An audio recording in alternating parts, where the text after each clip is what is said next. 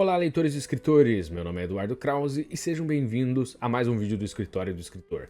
E hoje, como vocês bem sabem pelo título do vídeo, nós vamos falar sobre esse calhamaço aqui, O Caminho dos Reis, de Brandon Sanderson, que é o primeiro livro da saga Os Relatos das Guerras das Tempestades. E esse livro se tornou um dos meus favoritos da vida, e nesse vídeo vocês vão descobrir por quê, sem spoilers, para quem quiser se aventurar pelo mundo de Roshar. Então, sem mais delongas, bora pro vídeo!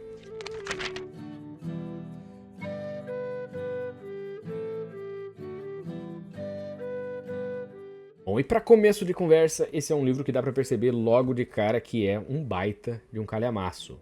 Senhor livro, tem lá suas 1.300 páginas, né? Um pouco mais do que isso, na verdade, são 1.300 e tantas, né? E todos os outros livros da saga são assim também. Atualmente tem 4 livros lançados e 2 traduzidos para português. Em breve teremos os próximos aí. Mas pelo fato de ele ser um calhamaço, ele geralmente tende a assustar as pessoas. Mesmo os leitores de fantasia mais assíduos aí relutam em começar essa saga.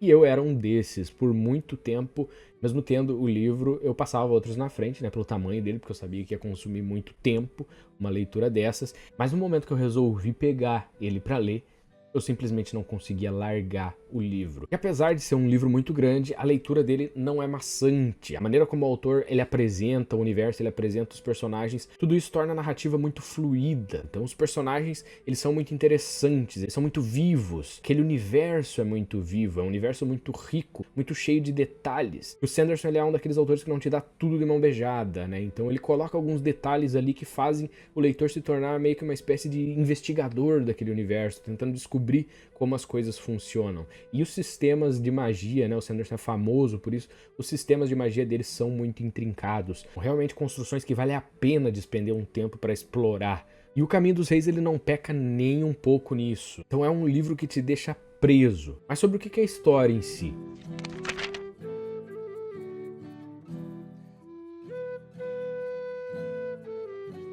Bom, o Caminho dos Reis se passa em um país fictício chamado Roshar, um mundo fictício chamado Roshar. E esse mundo ele é um mundo desolado, nada a ver com o meu livro ali atrás, Mundo Desolado, mas é sim um mundo desolado por tempestades. Nesse mundo existe uma força, um evento natural chamado de Gran Tormenta, que passa de tempos em tempos e nada mais é do que uma tempestade muito poderosa que destrói praticamente tudo que fica à sua mercê. Só que essa tempestade ela também tem um porém, junto com ela traz a luz das tempestades. E nada mais é do que uma forma de energia que é estocada dentro de gemas, pedras preciosas mesmo, e utilizada pelas pessoas desse universo como um recurso. Várias coisas são feitas com essa luz das tempestades, e inclusive as gemas, carregadas ou não com a luz das tempestades, é o dinheiro deles. Então também tem esse detalhe econômico ligado à tempestade, que por si só já é uma coisa muito interessante da construção de mundo do autor, né? E Roshar, esse lugar onde se passa os livros, ele é totalmente moldado por essas tempestades. Então as casas das pessoas elas são reforçadas na direção de onde essa tempestade vem, porque ela sempre vem do mesmo lado. Toda a vida das pessoas depende dessas tempestades, a vegetação, a fauna, a flora,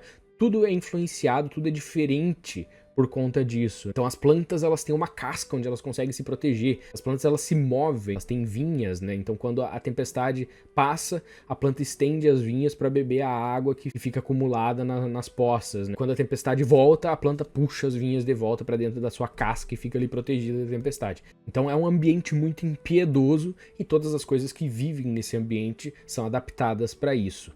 Inclusive os nossos personagens principais, que no primeiro livro são o Lanceiro de Olhos Escuros Kaladin, também conhecido como Kaladin, Filho das Tempestades, e também conhecido como o meu personagem favorito de todos os tempos, principalmente nos próximos livros. O que esse cara faz não tá escrito, melhor, tá escrito, porque é um livro.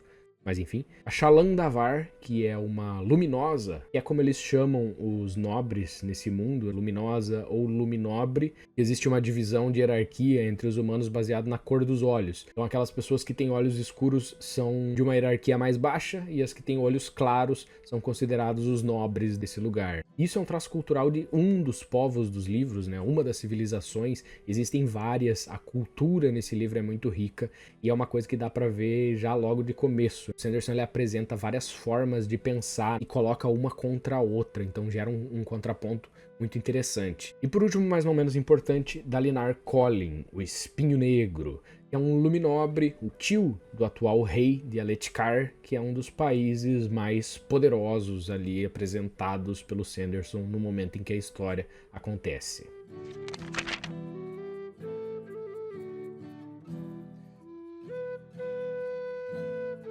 E a narrativa em si, ela começa assim um pouco mais lenta, mas isso é uma coisa natural nos livros de fantasia, né? A gente sempre fica um pouquinho perdido, porque afinal a gente está explorando um mundo novo, cheio de personagens, cheio de conceitos, cheio de coisas diferentes que o autor precisa apresentar para o seu leitor para ele conseguir entender aquilo que está acontecendo, né? E o Sanderson ele faz isso de uma maneira muito espetacular. Ele não simplesmente joga informações em cima do leitor, então rapidamente dá para pegar o que está acontecendo ali e a gente já não tem mais aquela sensação de estar perdido naquele universo, né? E uma coisa que é muito interessante, o primeiro capítulo, né, o prólogo do livro, ele mostra uma cena que aconteceu milhares de anos atrás e de começo é impossível a gente entender o que aconteceu ali, né? Mas depois, no momento em que tu termina o livro ou lá pela metade, tu voltar e ler aquele capítulo, que é uma coisa que eu recomendo que tu faça, tu vai pegar alguns detalhes e vai ser muito legal. E como eu disse antes, depois que tu engrena nesse livro, é muito difícil de parar. Porque essa história, ela simplesmente suga a gente pra dentro dela. E a gente se vê lá em Roshar, vivendo os dilemas daqueles personagens que começam separados. Cada qual tem a sua história,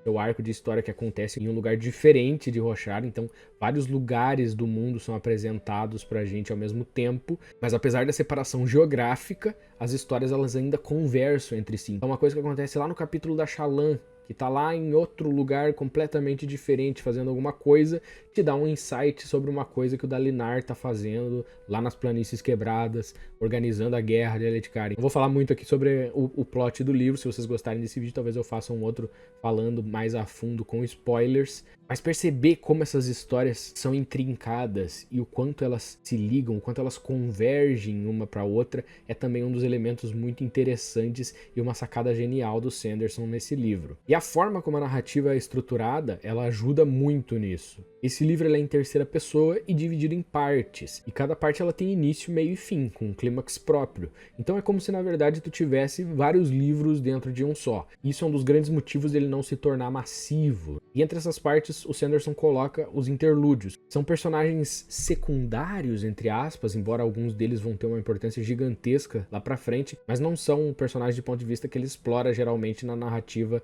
principal do livro, digamos assim. E essa forma de organizar o livro, de colocar os personagens, de construir o universo, de intercalar as tramas, tudo isso funcionou perfeitamente pra mim. Tanto que, como eu disse, eu simplesmente não conseguia largar o livro. E existe um momento, lá pela página 800, que é quando começa o clímax final do livro, e isso se estende, isso vai até praticamente as últimas páginas, que é eletrizante. Os arcos dos personagens crescem de uma maneira tão exponencial, e o Sanderson te surpreende de tantas maneiras nesse livro, que é muito difícil de falar e explicar a sensação sem dar spoilers. Mas o que eu posso dizer, tanto como um leitor de fantasia assíduo, que já leu centenas de livros desse gênero, tanto como um escritor de fantasia que busca sempre se aperfeiçoar, que esse livro ele é uma verdadeira obra de arte. E só melhora daqui pra frente, meus amigos. Então eu não poderia recomendar mais que quem curte fantasia dê uma chance a esse calhamaço do Sanderson. Eu duvido que você vá se arrepender. E se você se arrepender, coloca aqui nos comentários o porquê. Fala comigo no privado do Instagram, que eu gostaria muito de saber a opinião de uma pessoa que não gosta desse livro